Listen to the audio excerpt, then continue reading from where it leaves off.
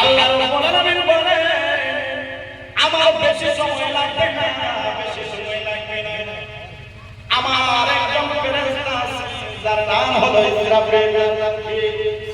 ইসরাফিল আমার একজন ফেরেশতা আছে, ওই ইসরাফিলকে আমি অর্ডার করব, আমি এই জমিনের রাখবো না। ইসরাফিল আলাইহিস সালাতু ওয়াস সালাম একটি ফুঁক দিয়ে দেবেন। একটি ফুঁক দেওয়ার সঙ্গে সঙ্গে এই জমিন আর জমিন হিসাবে থাকবে না। আকাশ গাছ বৃক্ষ লতা পাতা মানব দানব যা কিছু আছে সব কিছু এক ফুৎকারে ধ্বংস হয়ে যাবে। আল্লাহ রাব্বুল আলামিন বলেন وَفَإِذَا نُفِخَ فِي الصُّورِ نَفْخَةٌ وَاحِدَةٌ وَحُمِلَتِ الْأَرْضُ وَالْجِبَالُ فَدُكَّتَا دَكَّةً وَاحِدَةً। আমার ইসরাফিল একটি ফুঁক দিবে, ফুঁক দেওয়ার সঙ্গে সঙ্গে জমিন উত্তপ্ত হয়ে উপরে উঠে যাবে।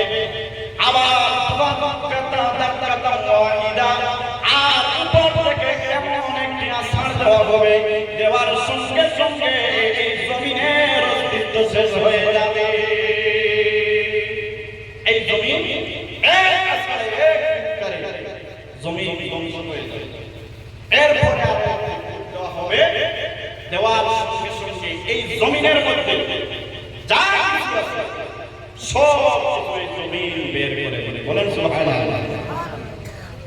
وَمَنْ إِذَا زُلْزِلَتِ الْأَرْضُ زِلْزَالَهَا وَأَخْرَجَتِ الْأَرْضُ أَثْقَالَهَا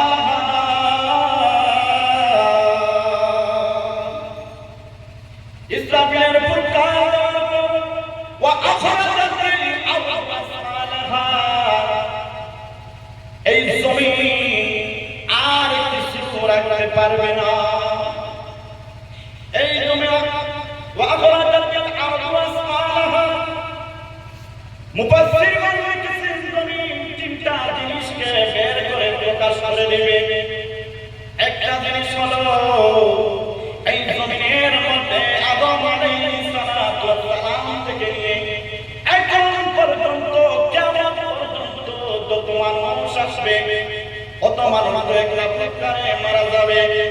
মারা যাওয়ার পর আল্লাহ রাব্বুল আলামিনের হুকুমে যত মানুষ এই জমিনের মধ্যে শুধু মুসলিম নয়, হিন্দু বৌদ্ধ খ্রিস্টান যত জনজাতির মানুষ সব ধ্বংস হয়ে যাবে। এক ফুৎকারে দুই নম্বর ফুৎকারের সঙ্গে সঙ্গে সব মানুষ এই জমিনের কিয়ামতের মধ্যে উঠে যাবে। দুই নম্বর হলো জমিনে দাও বের করে দিবে। জমিনের মধ্যে যত সম্পদ যত খনিজ পদার্থ আছে, সোনা গয়না হীরা মুক্তা মণিমুক্তা যা কিছু আছে সব জমিন বের করে দিবে।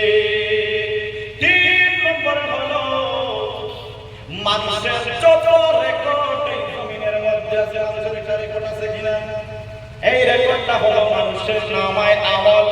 এই নামায় আমল সেই দিন এই জমিন বের করে দিবে।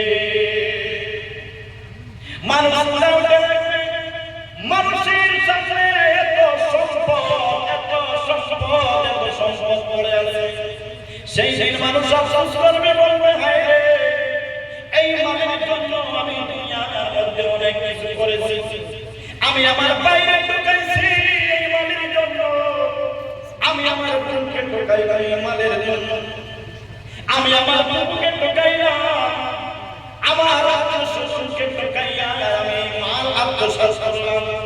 কিন্তু আজকে আমার সামনে পাহাড়ের মতো মালের স্তূপ জমে আছে। আজকে এই মাল দিয়ে আমি কি করব? আজকে তো কিয়ামত হয়ে গেল। ও বন্ধুগণ আমার, এই ইসরাফিল ফুৎকার দিবে। এই ইসরাফিলের ফুৎকার কত ভয়ঙ্কর হবে, কত ভয়ঙ্কর হবে। এক শুনে নেন ভাই, আওয়াজটা কি হয়েছে? অবস্থা